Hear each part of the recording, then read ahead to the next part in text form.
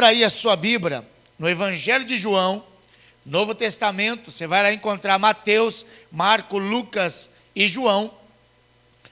No capítulo 10, versículo 10. A hora que você achar João 10, coloca alguma coisa aí marcando esse texto para você não perdê-lo. E depois você vai abrir a sua Bíblia lá no livro de 1 Pedro, capítulo 5, no versículo 8. 1 Pedro já está mais perto lá de Apocalipse, para você conseguir aí encontrar, tá bom? O Evangelho de João, capítulo 10, versículo 10, e depois você vai lá para 1 Pedro.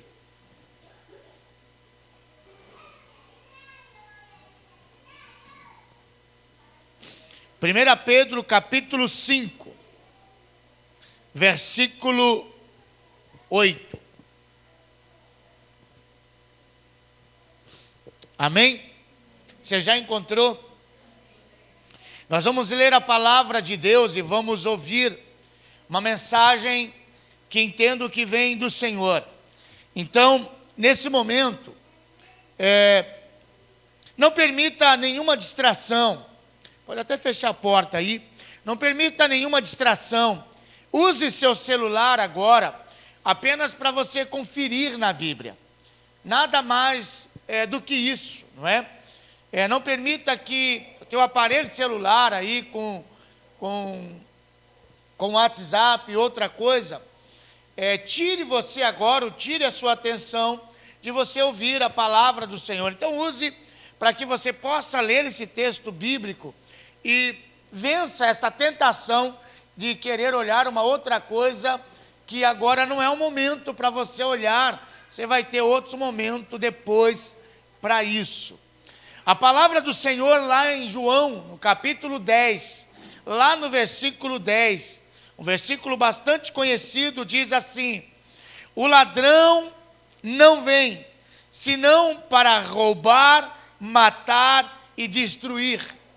Eu vim para que tenham vida e a tenham em abundância.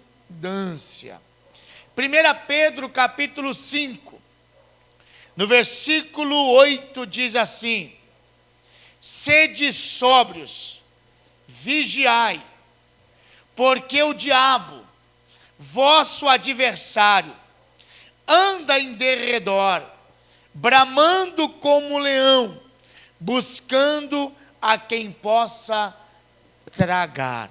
Amém? Espírito Santo de Deus, nós lemos a tua palavra, entendemos que ela é a verdade, entendemos que quando lemos a palavra, é o Senhor falando conosco. Que a nossa mente agora seja liberada, que a nossa mente agora esteja, Senhor, pronta para ouvir, e o nosso coração esteja agora como um solo, pronto para o plantio da tua palavra, aonde esta semente possa ser lançada, possa ser plantada, para que possa ser germinada e produzir frutos. Esse é o meu desejo, e esse é o pedido que eu faço a ti, nesse instante, em nome do Senhor Jesus. Amém? Querido, eu tenho entendido de que a gente precisa ficar alerta com algumas coisas. E esta palavra, ela tem o desejo de trazer a você um alerta. As outras duas mensagens que nós pregamos, falando sobre um cristão autêntico, e mostrando o que é ser um cristão autêntico e inautêntico, foi uma palavra meio de puxão de orelha, de trazer a realidade, de mudar alguma postura. E esta palavra de hoje, ela tem a intenção de deixar um pouco você alerta na questão espiritual, daquilo que às vezes os teus olhos não veem, daquilo que às vezes que acontece, nós não percebemos o que é que está por trás, por que é que está acontecendo. Esta palavra tem a intenção de mostrar para você a sutileza que se tem no reino espiritual. Como nós falamos agora sobre o livramento, nós entendemos que às vezes os nossos olhos não contemplam e não veem, mas que existem anjos do Senhor, que nos guardam, que nos livram e que nos protegem. Mas é verdade também que existem anjos demoníacos, que de todas as maneiras, eles também vão lutar para acontecer o que o texto está nos dizendo aqui, que ele veio para roubar, matar e destruir. E ao mesmo tempo que Pedro nos dá um alerta, dizendo, sejam sóbrios. O que é uma pessoa sóbria? Uma pessoa sóbria, para você entender, é uma pessoa que não está bêbada. Uma pessoa que está bêbada, ela não tem controle do teu corpo. A tua mente não produz o que tem que produzir, não enxerga as coisas como tem que enxergar. Ela não tem um controle mental e físico, porque ela está tomada pelo álcool, e o álcool é muito mais forte no corpo dela. Então, quando Pedro diz assim, olha, seja sóbrio, vigiem. Então, Pedro aqui está nos dando um alerta. Então, nós vamos olhar aqui, tanto no Evangelho de João, como na carta de 1 a Pedro. Então, nós vamos perceber este alerta que está sendo dito a nós. Sede sóbrio, vigiai, porque o diabo é o vosso adversário, e vem como ladrão, para roubar, matar e destruir. Pedro diz, ele é o vosso adversário. Ele não é o seu amigo. Ele não tem nenhuma simpatia contigo. Não há nada em você que agrade a ele. O texto é bem claro. O vosso adversário. Ele não é o seu amigo. Ele não vai trazer nada de bom para você. Ele não tem nenhum interesse bom em você. E Jesus, no Evangelho, porque é Jesus que está falando, ele vai definir a mesma coisa que na carta de 1 Pedro. Ele vai dizer, ele é um ladrão. O objetivo dele como ladrão é 3: roubar, matar e destruir. Tanto no Evangelho de João, como na carta de 1 Pedro, tanto Jesus como Pedro, eles dois nos diz qual é o propósito do diabo, qual é o propósito de Satanás. Nós temos aqui duas figuras espirituais. Nós temos Jesus e nós temos o diabo, Satanás, o ladrão. E o texto nos mostra claramente qual é o propósito de um e qual é o propósito de outro. Um veio para roubar, matar e destruir. É o nosso adversário. Não veio para trazer nada de bom. Mas ele disse, eu vim para que tenham vida e a tenham em abundância. O outro, o propósito, Jesus, o propósito é o bom pastor. É o que cuida, é o que cura, é que dá o suprimento, é o que opera milagres. Embora eu gostaria de falar aqui sobre o adversário, meu objetivo aqui não é pregar sobre o diabo, não é pregar sobre Satanás, e nem trazer para você ou gerar em você qualquer medo na questão espiritual.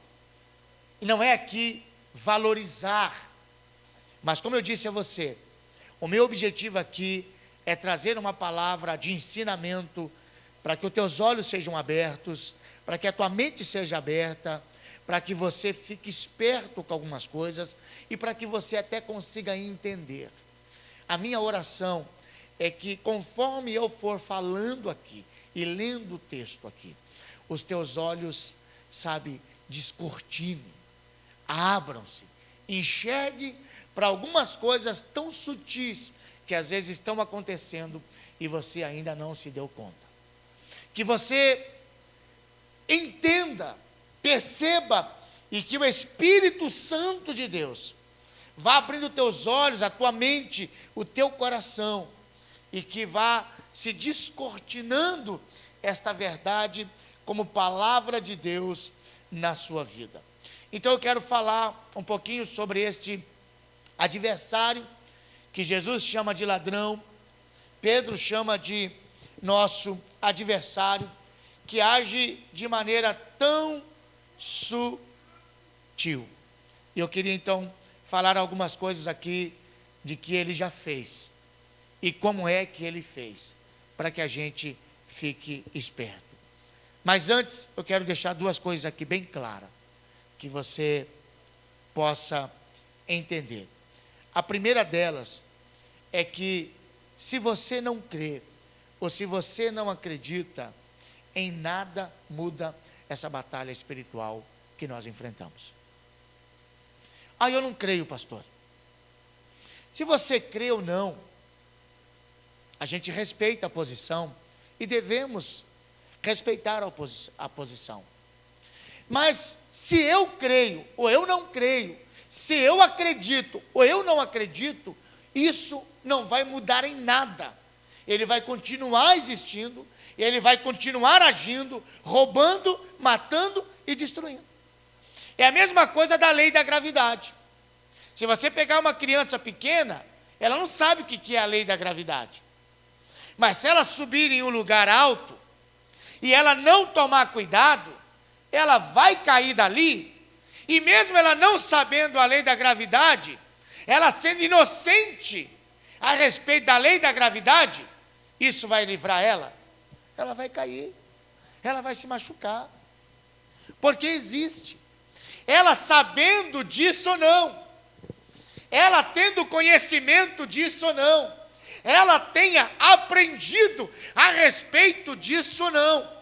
E na lei espiritual é da mesma maneira. Se você acredita ou não, ou se você já aprendeu, ou se você já tem o conhecimento ou não, isso não muda nada. É por isso que vale a pena a gente aprender.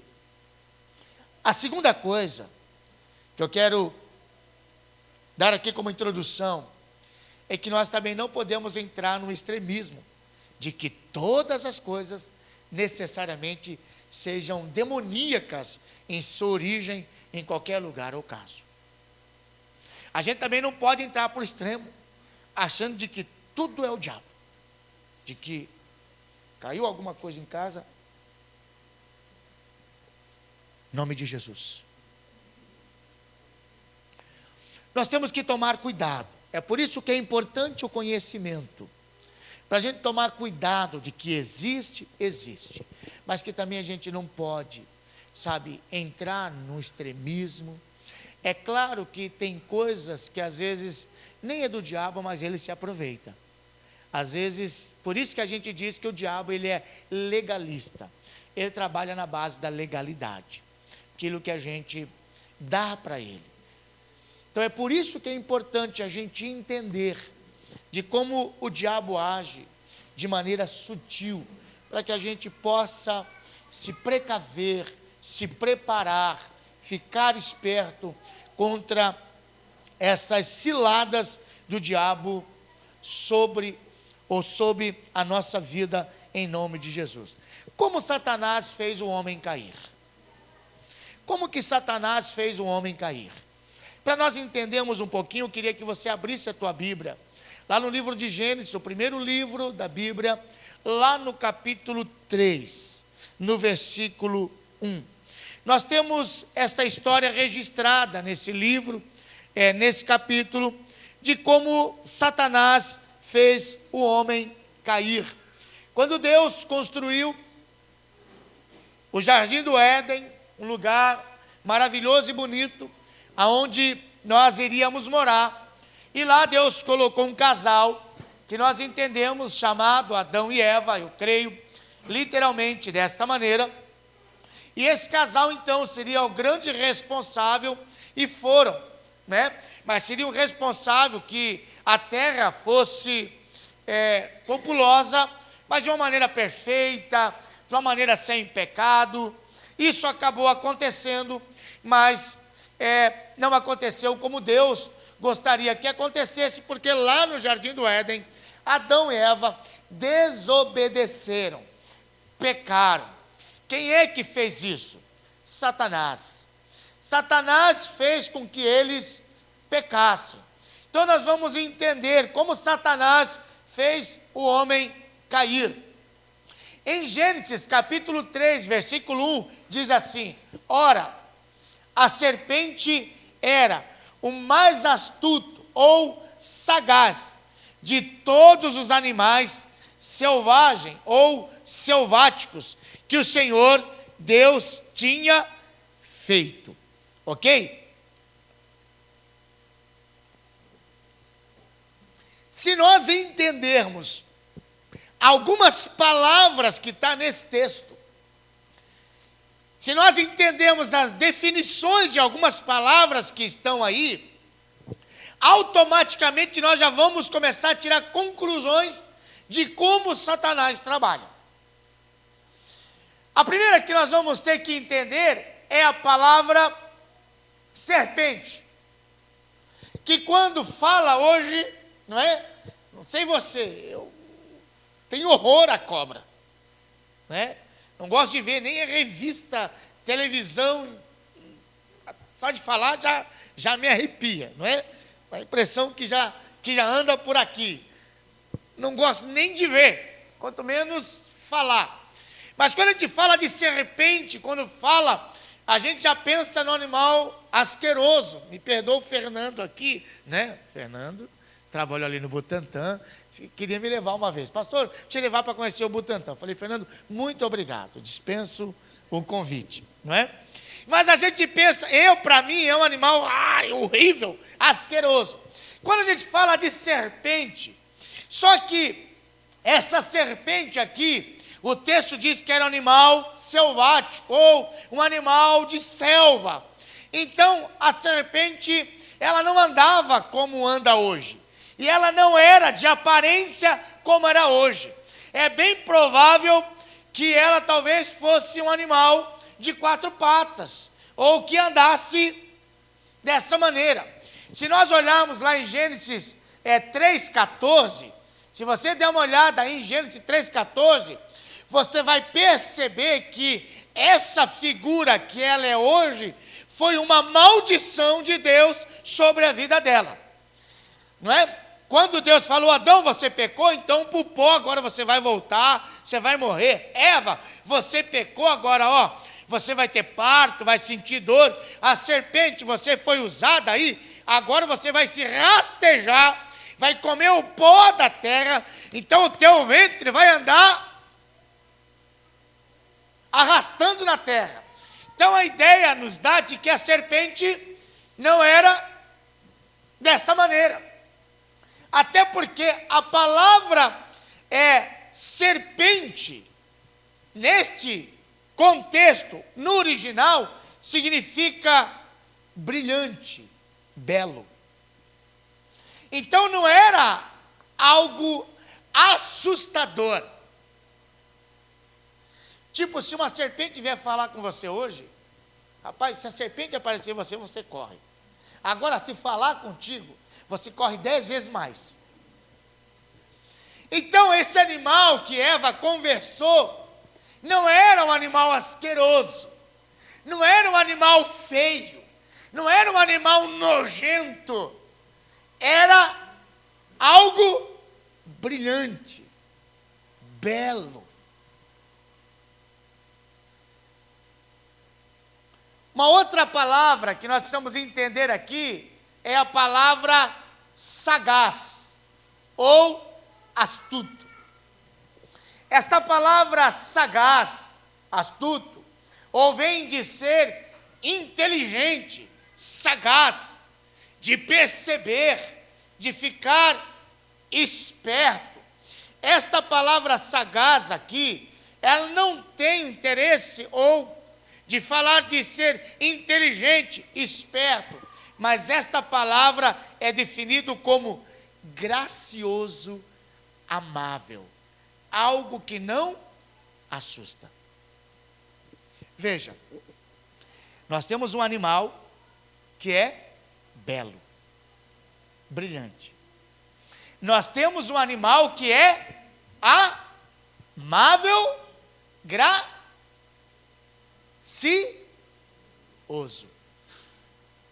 Quando nós vamos olhando esses significados, nós vamos percebendo como que Satanás usa. Porque a palavra serpente que nós falamos para você, que diz brilhante ou belo, ele tem tudo a ver com a palavra Lúcifer, que quer dizer o quê? Portador da luz, o anjo de luz. Ele perdeu isso. Lúcifer perdeu a sua beleza, perdeu o seu brilho, quando foi expulso do céu e se tornou Satanás, diabo. Agora, se acha que ele vai aparecer como Satanás, diabo? Em 2 Coríntios 11:14, o texto diz assim, isso não é de admirar, pois o próprio Satanás se disfarça de anjo de luz. Sabe, aqui nós começamos a perceber, quando nós entendemos que ele pega um animal amável, um animal dócil, que ele pega um animal que tem essa característica de ser brilhante, de ser belo.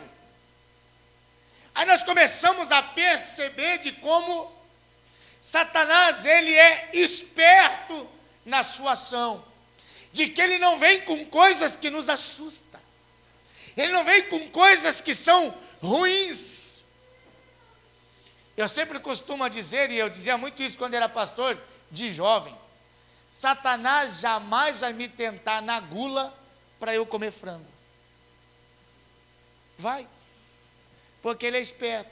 Ele sabe que eu não gosto de frango. Então ele não vai preparar um prato de frango. O Dilon está em jejum. Vou fazer ele quebrar o jejum dele. Vou mostrar um frango bonito para ele.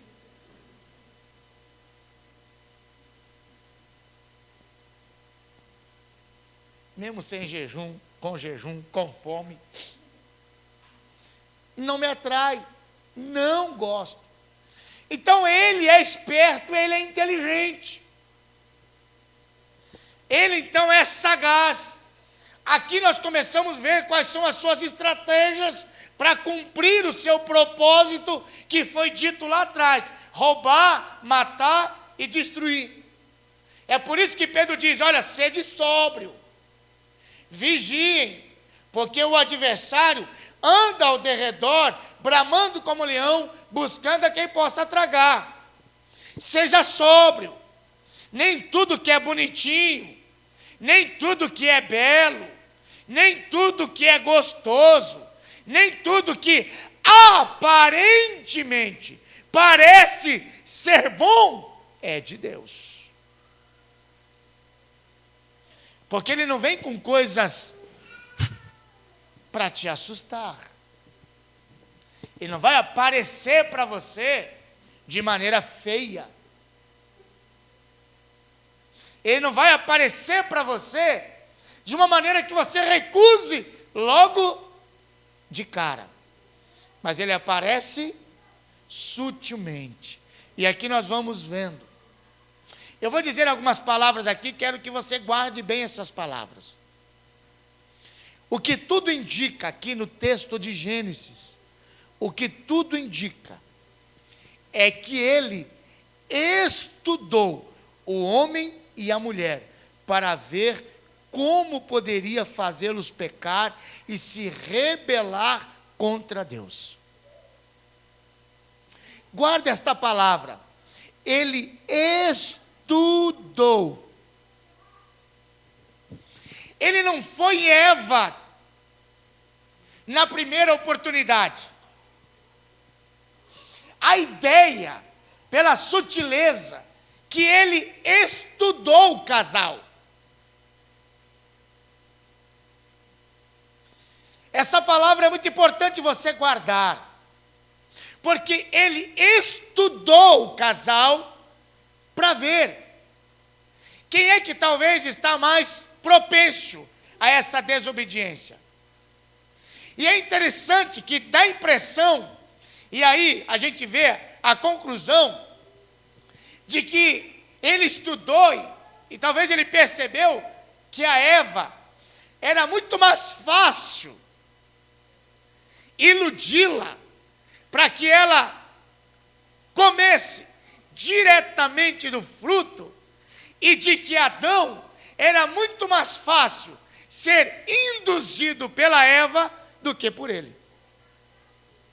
Ele fala, se eu chegar direto no Adão, Adão já vai me dar uma de atravessado. Mas se a Eva chegar no Adão, é muito mais fácil. Então as coisas não aconteceram por acaso. Ele estudou, ele tramou, ele aproveitou a oportunidade, ele foi sutil.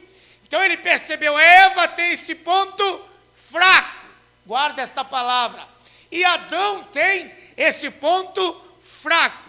O ponto fraco de Eva é porque ela já tem olhado para aquele fruto, já tem olhado para aquela árvore, ela já tem contemplado aquela árvore. E talvez o ponto fraco de Adão seja o amor pela mulher, seja a cumplicidade com a mulher. Então ele estudou, fez um estudo do ponto fraco do casal, e aí ele aguardou o momento exato para atacar os dois com a sua tentação. E usou, não aleatoriamente, um animal que é belo, amável. Talvez, viajando um pouco, que Eva já tinha alguma simpatia. Não trouxe nada estranho. Então, querido, veja, ele estuda, ele é muito sutil para descobrir em nós qual é o nosso ponto fraco. Ele estuda. Sabe como Satanás estuda? A sua oração, por exemplo. Eu sempre digo que a gente tem que tomar cuidado com coincidências. Porque nem sempre as coincidências elas são de Deus. Então você tem que tomar cuidado com o que você ora. Às vezes a gente coloca isso como um padrão. Senhor, se for teu, a hora que eu levantar daqui que a porta bate. Deus pode fazer a porta bater? Mas Satanás também pode fazer? Você vai definir se foi Deus ou Satanás? Porque o teu coração já está tomado, porque você disse para Deus, Deus faça a porta bater, e aí ele vai lá e bateu. Nossa, Deus já me respondeu. Essa porta que eu tenho que entrar. E daqui a pouco você entra nessa porta, lá na frente, dá com os burros na água, você diz, não entendi. Eu orei tanto, e foi Deus que respondeu. Será que foi Deus que respondeu? Ou simplesmente você estava tomado por um desejo, e você ficou cego, ou não tem? Vou te dar um exemplo bíblico. A tenda do Senhor ficava lá no relente, e a arca do Senhor ficava lá na tenda, na época de Davi. Davi diz, vou construir um templo, porque a arca do Senhor merece algo melhor. Tem alguma coisa de pecado aí? Tem alguma coisa de errado aí? Não. Ele chamou Natã, o profeta, falou, Natã, a arca do Senhor fica lá na tenda, e eu vou construir um lugar melhor. Natan falou assim: legal, rei, que bom, porque não tem nada de pecado, não tem nada de errado. Mas quando Natan saiu da presença de Davi, Deus falou assim para Natan: volta e diz para Davi que eu não quero. Porque não é esse o propósito que eu tenho para ele. O propósito que eu tenho para ele é outro. Não tirei ele de trás das malhadas das ovelhas para isso. Quem vai construir vai ser o filho dele. Tinha pecado? Não tinha. Tinha algum erro? Mas mudava completamente qual era o propósito de Deus para a vida de Davi. Então a gente tem que tomar cuidado com as coincidências que acontecem na vida da gente. Porque Satanás estuda você. É por isso que a Bíblia diz: sonde os espíritos, para saber se é de Deus. Tenha discernimento. Não vai se lançando na primeira proposta. Não vai entrando na primeira porta que se abre, entendendo que está escancarado, porque é de Deus. Ele sabe o que você ora, Ele sabe o que você conversa, Ele sabe quais são os seus sentimentos, Ele sabe quais são os seus desejos, Ele sabe quais são as suas necessidades físicas, emocionais, financeiras. Ele sabe. Porque Ele é sutil, Ele te estuda. Ele está todo o tempo ao derredor. Sede sóbrio, vigiai. O diabo, vosso adversário, está ao derredor, bramando como leão, buscando uma brecha para te matar, roubar e destruir. Então o que ele está fazendo ao seu derredor? Está estudando você. Está sutilmente preparando um momento exato e ideal para cumprir o propósito dele. Do quê? De morte, de roubo e de destruição. A qualquer momento. É por isso que Pedro diz: sede sóbrio e vigie. Quando? Todo o tempo. Que hora? Todo minuto. Porque ele estuda.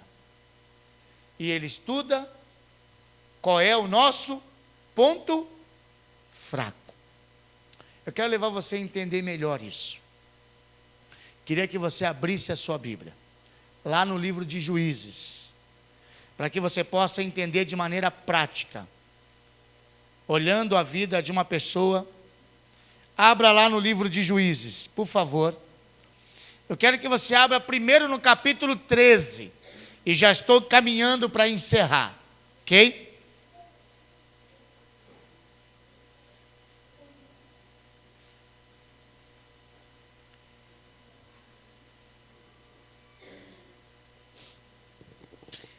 Sabe, querido, eu estava pensando que Satanás é tão sutil.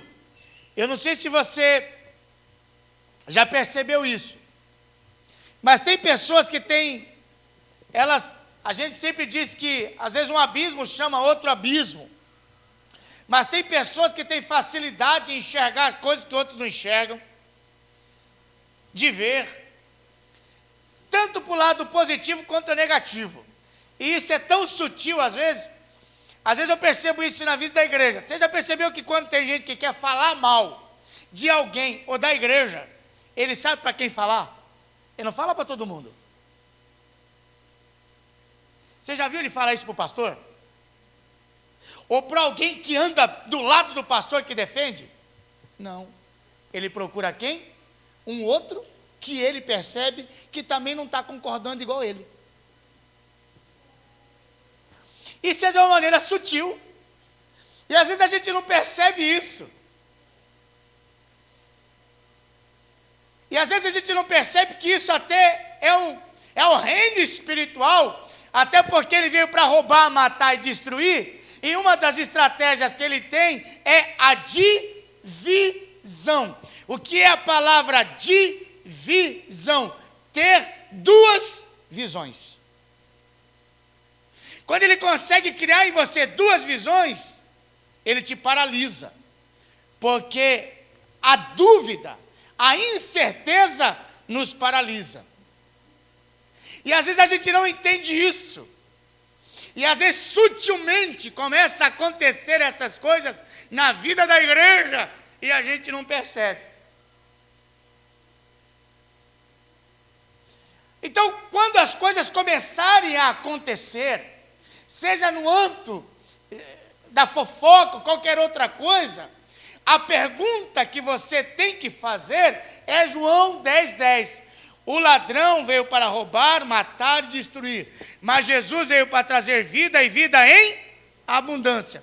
Isso que eu estou ouvindo, isso que eu estou participando, ela está trazendo o que em mim? Vida ou morte? Ah, me desanimou, me fez voltar para trás. É de Deus?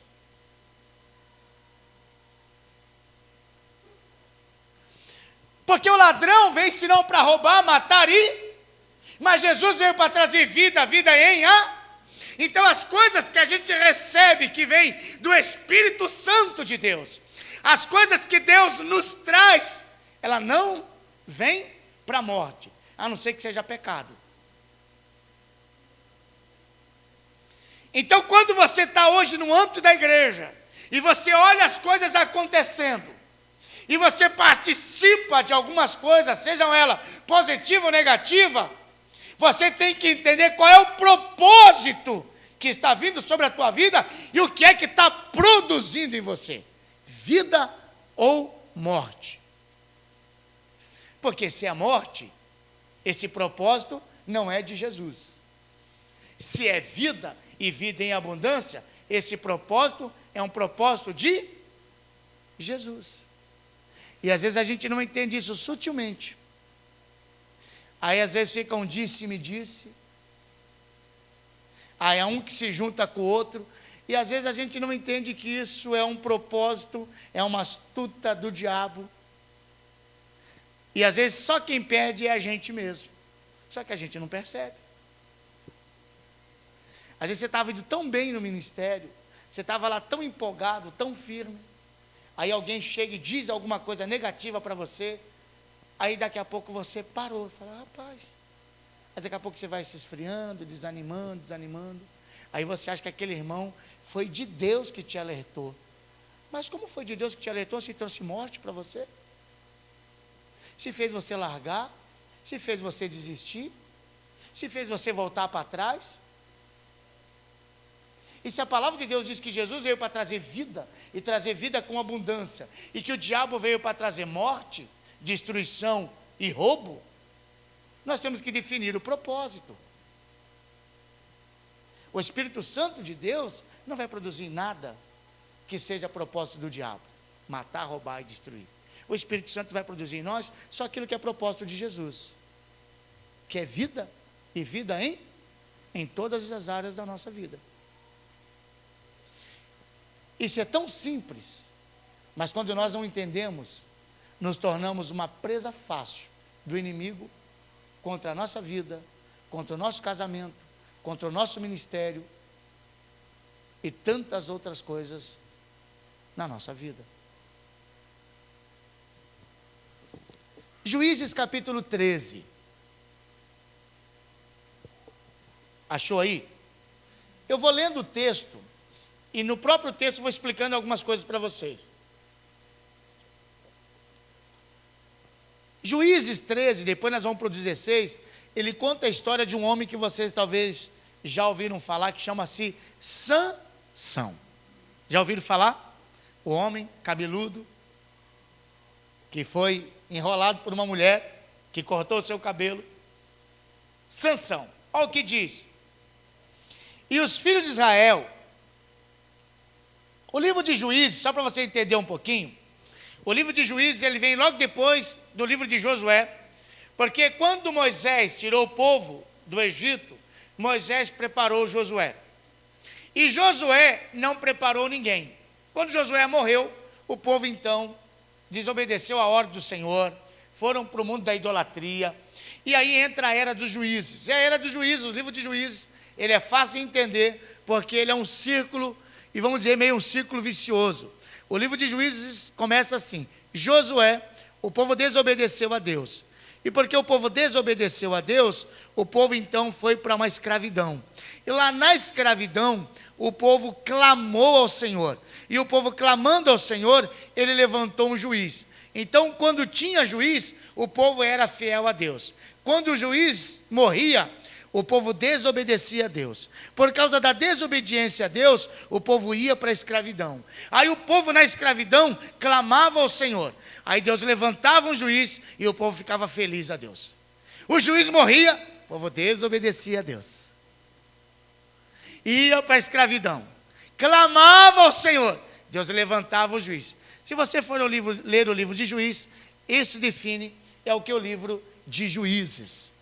E nós vamos perceber aqui que Deus vai levantar um novo juiz. Tanto é que o texto diz assim, ó, os filhos de Israel tornaram a fazer o que era mal aos olhos do Senhor. E o Senhor os entregou nas mãos dos filisteus por 40 anos. Percebe, né? Ó, morreu o juiz, o povo desobedeceu, aí o que aconteceu? Caíram nas mãos dos filisteus por quanto? 40 anos. Agora Deus vai levantar um outro juiz. E havia um homem, Zorá, da tribo de Dan, cujo nome era Manoá.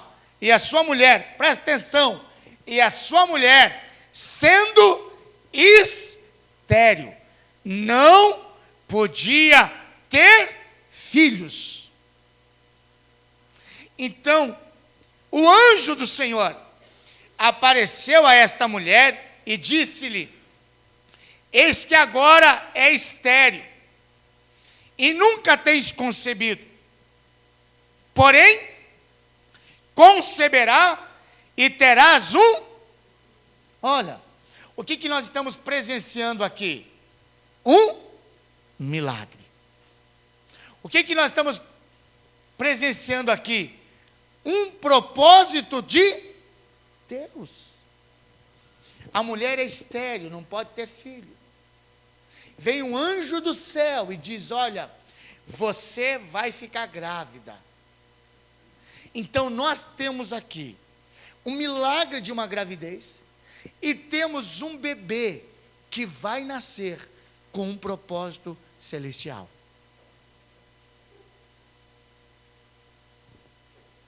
Versículo 7 diz: porém dize-me, eis que tu conceberás e darás um filho. Agora, pois, não bebas vinho, nem bebida forte, e não comas coisas imundas, porque o menino será nazireu de Deus, desde o ventre até o dia da sua morte. O que é ser um nazireu de Deus? Esse menino será consagrado. Ele será separado para a obra de Deus. O seu nascimento não é por acaso. Abrir o ventre, o seu ventre, não é por acaso. É um milagre para um nascimento extraordinário para um propósito. E como eu disse a vocês, o povo sempre precisava de um juiz para ter um libertador. E Sansão vai nascer nazireu. Ele vai ser nazireu com um propósito de defender, de trazer novamente ao povo aquilo que eles perderam, de serem libertos da escravidão, de trazer novamente a presença de Deus para aquele povo, para levar novamente aquele povo à obediência, deixar o pecado, deixar a idolatria. E o diabo quer isso. E o diabo quer que as pessoas saiam da idolatria, do pecado, da prostituição, dos vícios.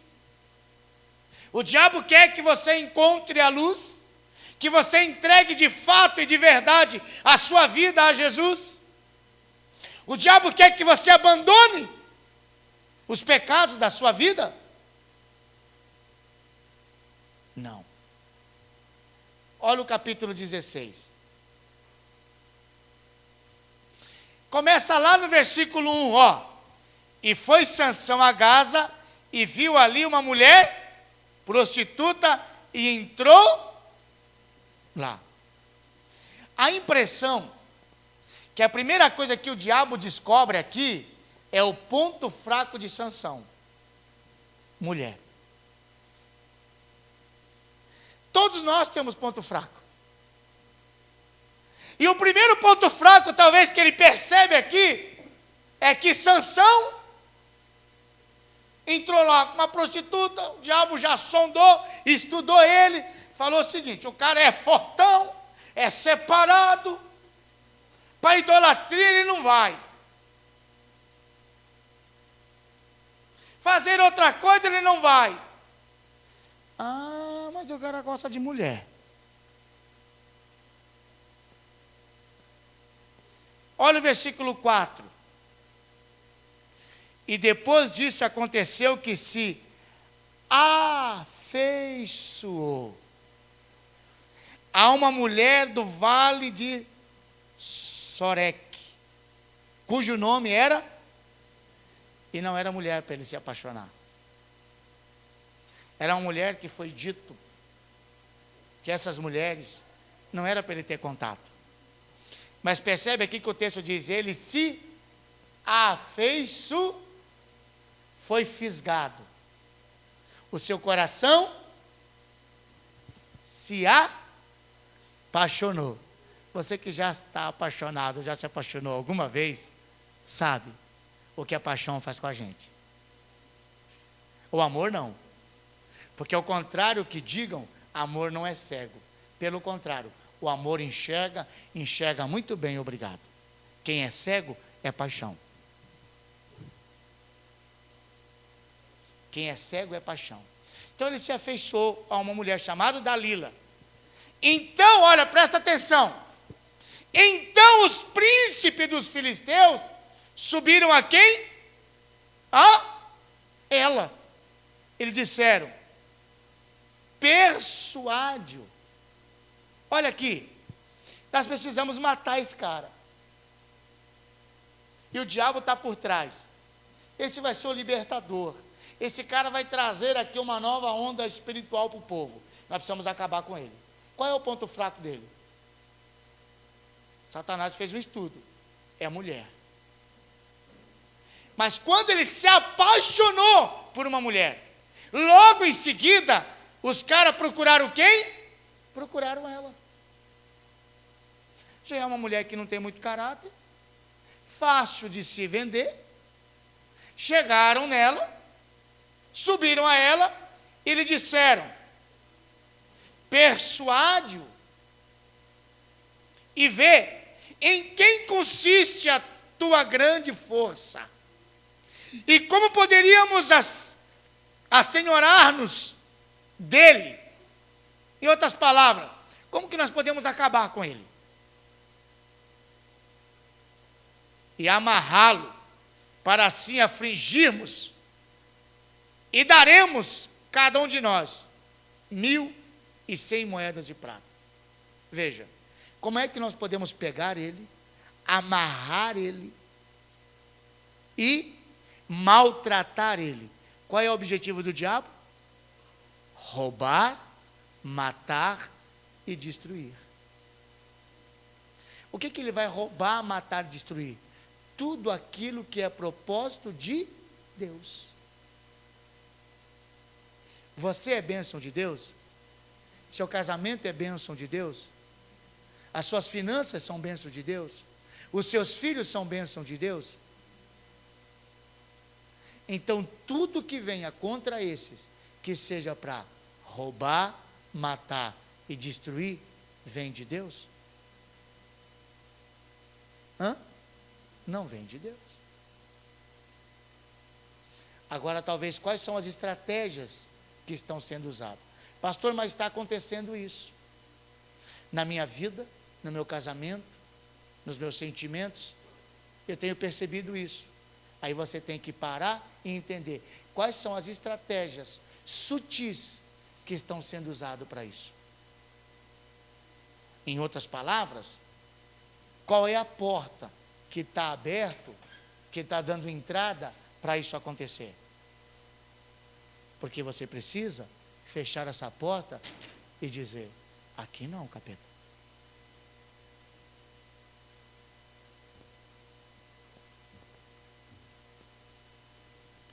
Há uma pergunta nesse texto aqui que eu faço para você. Versículo 15.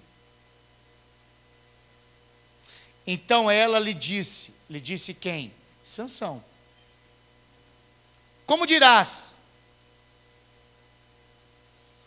Tenho-te amor, não estando comigo o teu coração? Já 3 vezes zombaste de mim, e ainda não me declaraste em que consiste a tua força. A pergunta desse texto para mim e para você é isso: no que consiste a tua força? Sabe por que eu defino? Que aquilo que às vezes é o nosso ponto forte, se não tomarmos cuidado, vai ser o nosso ponto fraco. Dalila chegou para Sansão e disse: Sansão, no que consiste a tua força? Aí Sansão falou um negócio lá que não era verdade. Aí ela falou assim: a força dele consiste nisso. Aí os caras iam lá, pegavam ele, e era tudo mentira, e jogava todo mundo. Aí ela foi a 2ª vez: Sansão, amor meu, querido meu, amado, idolatrado, salve, salve. No que consiste a tua força? Aí ele falava lá um negócio que não era verdade. Aí ela falava assim: ele falou agora que é isso aqui. Eu gosto de dizer uma coisa para você. 1, 2, 3. O que é que 1 Pedro diz? Sede sóbrio, vigie. O cara percebeu. Ele falou a primeira vez, os caras vieram contra ele. Ele falou a 2ª vez, os caras vieram contra ele. Ele falou a 3ª vez, os caras vieram contra ele. Vai vir até quantas vezes para destruir você?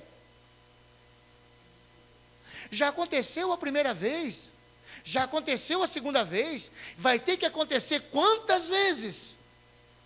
Já te falaram a primeira vez, já te orientaram a primeira vez, já te aconselharam a primeira vez, e aí você foi lá e fez de novo. Já te falaram de novo, você fez lá e fez de novo. E você sabe que toda vez que você faz, vai lá e faz, está errado. Você tem entendimento. Até quando? Será que você não vai abrir os teus olhos? Será que você não vai abrir os teus ouvidos? Será que não vai abrir a tua mente? Será que você não vai ter um pouco de lucidez, de entender que o caminho que você está seguindo é um caminho para a morte? Para a destruição? De que veio para roubar, matar e destruir? É como se o Espírito Santo de Deus estivesse aqui, abrindo os olhos de Sansão. A primeira vez amarraram ele. Ele quebrou a corda. Eu fico esperto. Toda vez que eu falo para essa mulher, alguma coisa acontece. Mas só porque ele não ficava esperto? Porque o coração dele estava tomado. Porque os desejos e as vontades dele estavam muito mais forte nele do que os desejos e a vontade de Deus na vida dele. Aí sabe o que acontece? Está aqui, no versículo 15. Ela chega para ele e fala assim: você diz que me ama? Ou você diz que me ama, que o teu coração é meu, que você faz tudo por mim, não é?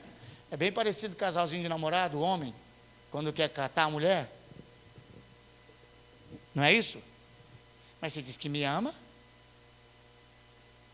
Se você diz que me ama, por que eu não posso tocar em você assim? E as mulheres, ai, então eu te amo, vou provar.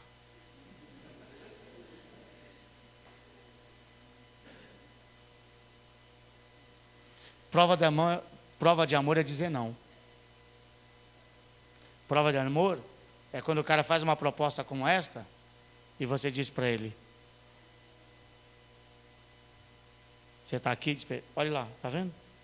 Ele olha, o que é? O caminho para você ir em casa e só voltar aqui quando você tiver caráter e tiver compromisso com Deus. Contrário disso, você não é homem para mim.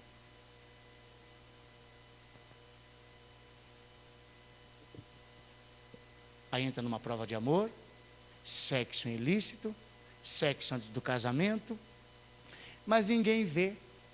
Ninguém vê. Pastor não precisa ver.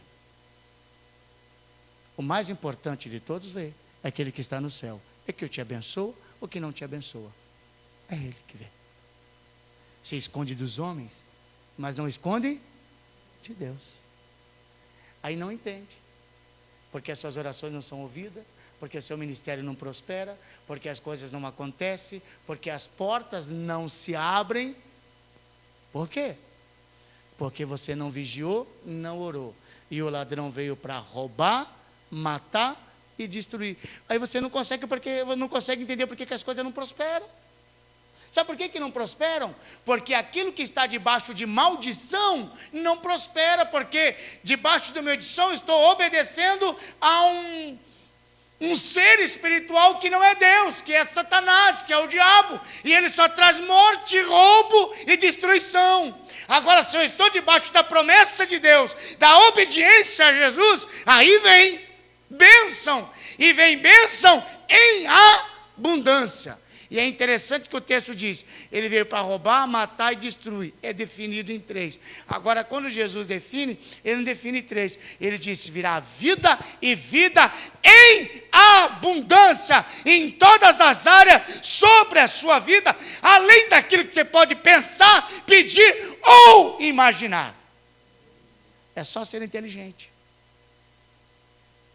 E a gente não consegue entender isso. Faz uma reflexão da sua vida.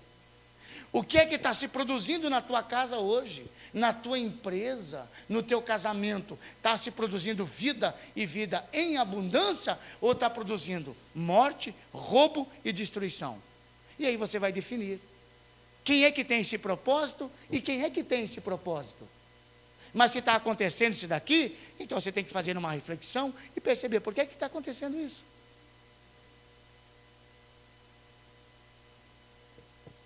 E Dalila, mas queridão, você diz que me ama.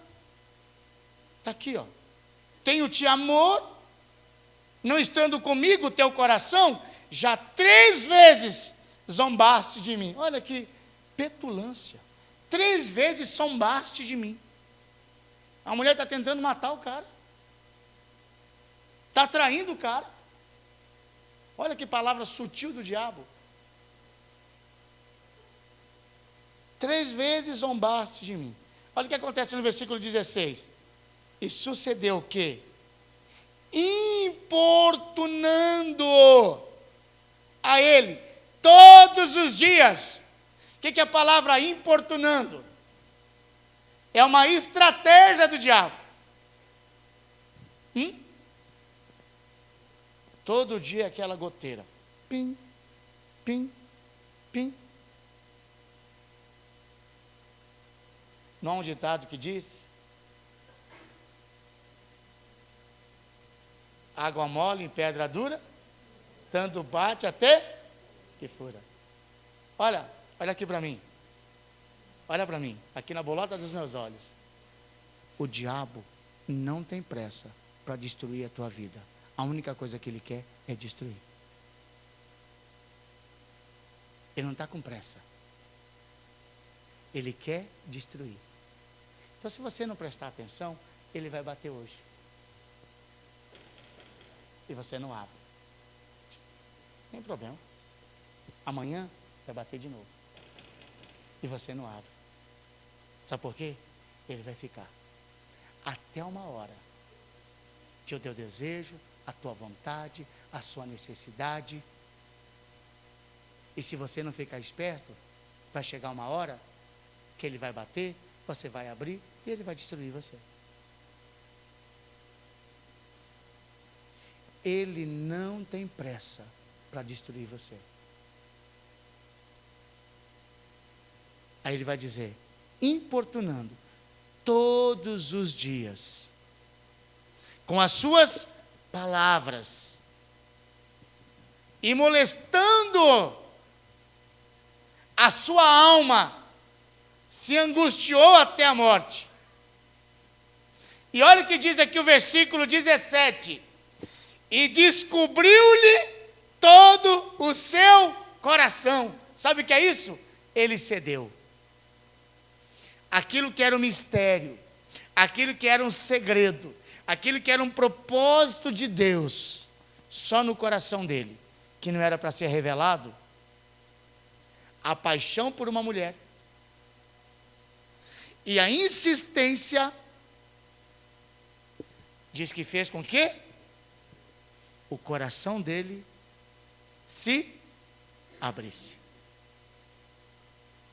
Agora, o que acontece quando nós abrimos o nosso coração?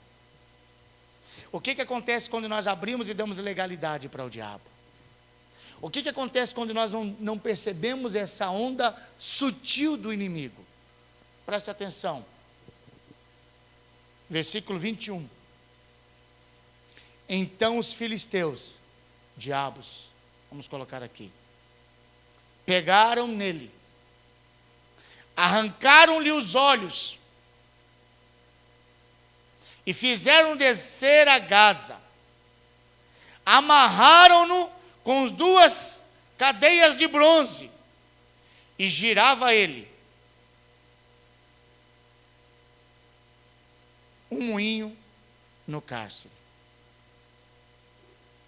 Quando ele falou assim para Dalila, só você não me ama porque você mente para mim. Ele disse, não, querido, é o meu cabelo. São os meus cabelos que são grandes. O dia que eu cortar o meu cabelo... Ah, tá bom, obrigado, querido. Eu dei um beijinho, fez uma carícia. Deita aqui no colo da mamãe, deita. Deita aqui, vem. E aí fez uma carícia e tal. Oh, lindo. Oh, Sansão, você contou meu segredo. Milu, Sansão. Oh, Sansão, eu estou te amando mais. E aí ele deitou, fez um carinho, e ele dormiu. Pegou a tesoura, ele dormiu. Pegou a tesoura, quando ele acordou e abriu os olhos, o que é que ele viu? Só destruição. Olha aqui para mim, você está dormindo? Você está com seus olhos fechados? Você não está percebendo as coisas que estão acontecendo? Você não está ouvindo o que o Espírito Santo de Deus está dizendo a você? Porque a hora que você abrir os teus olhos, pode ser tarde demais. Ele dormiu. A hora que ele abriu os olhos, era tarde demais. Seus cabelos já tinham cortados. Ele já estava preso e não tinha mais a força. E agora, ele é levado para um cárcere. Ele está preso. Será que você não está percebendo o Espírito Santo de Deus falar a você? Será que você está com os seus olhos fechados? E será que depois, lá na frente, você vai ter que abrir os teus olhos e falar assim, meu Deus, como é que eu não vi isso aqui antes? Aí você já perdeu a sua família, você já perdeu os seus filhos, você já perdeu o seu ministério. Você já perdeu o seu amor próprio. Você já perdeu os seus bens.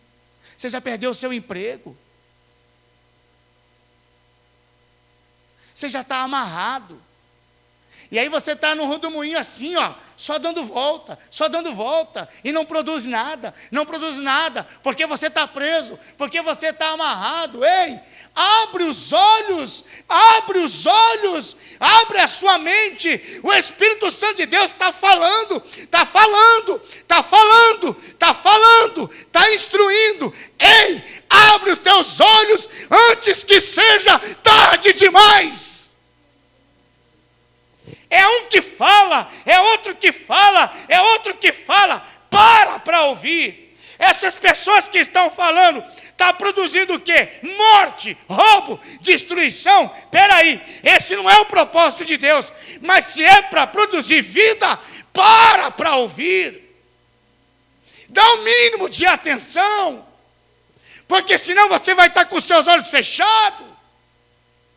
E quando você abrir para acordar para a vida, você já perdeu coisas das quais você nunca terá mais. Porque está aqui. Você nunca vai ter mais. Versículo 30. E disse Sansão: morra eu com os filisteus. E inclinou-se com força, e a casa caiu sobre os príncipes e sobre todo o povo que nela havia, e foram mais os mortos que matou na sua morte do que os que mataram em sua vida. Sansão cego, seu cabelo voltou a crescer, e ele pediu a última coisa para Deus, que Deus desse a força para que ele destruísse onde ele estava, para que ali matasse os inimigos. Mas esse não era o propósito de Deus para ele. Isso não era o final de vida, que o anjo, quando veio lá e falou: você vai ficar grávida. Esse não era o propósito de Deus para a vida dele. Esse não era o propósito do final de vida para ele. Você pode até chegar no final, e você pode até matar mais do que em vida, mas não era o propósito de Deus. Não era isso que Deus sonhou, não foi isso que Deus planejou. A verdade é que na vida de Sansão nós vemos destruição, roubo e morte. O que é que você vê na sua vida hoje? O que é que você vê no seu ministério hoje? O que é que você vê no seu casamento hoje? O que é que você vê no relacionamento com seus filhos hoje? O que é que você vê? As pessoas que você ouve hoje, as pessoas que você segue hoje, o que é que elas produzem em você? Vida e abundância? Ou estão produzindo morte, roubo e destruição?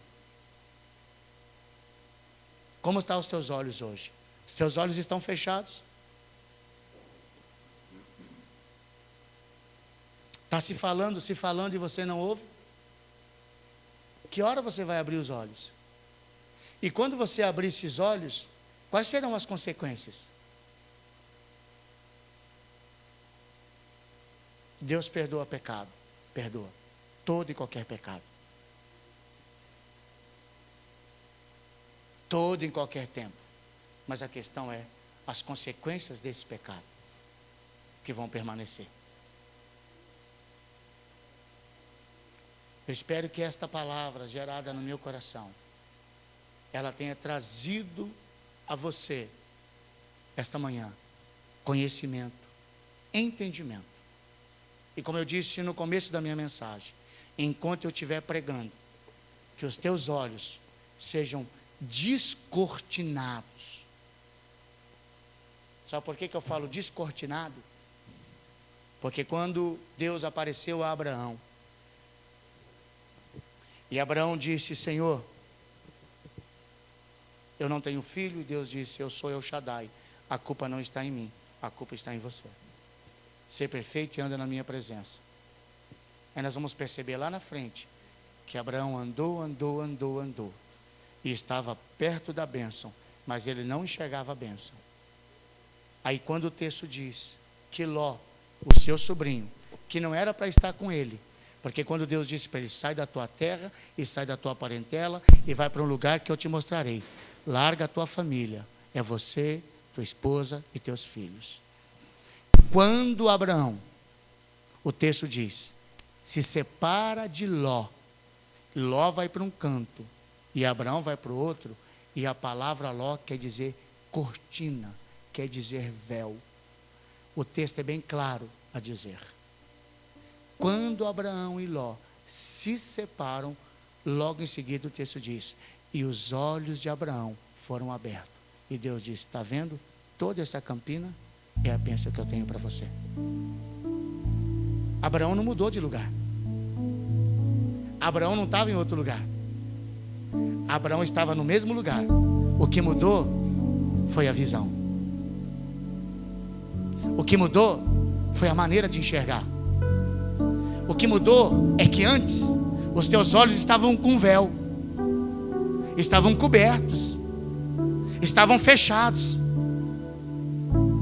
Mas no instante que ele fez o que deveria ser feito, seus olhos foram abertos. E quando os olhos dele foram abertos para o bem, ele pôde chegar à bênção de Deus. É por isso que eu disse que o desejo da minha mensagem nesta manhã é que enquanto eu fosse pregando, o Espírito Santo de Deus fosse descortinando os teus olhos, fosse arrancando os véus dos teus olhos, para que você pudesse, na inteligência que você tem, misturado com a unção do Espírito Santo de Deus, consiga enxergar o que está sendo produzido na sua volta. Bênção, maldição, vida ou morte, vida em abundância ou roubo, morte e destruição. O meu papel como pastor é informar, é instruir. Mas o papel do Espírito Santo é convencer. É Ele que fala ao teu coração. É Ele que ministra em você.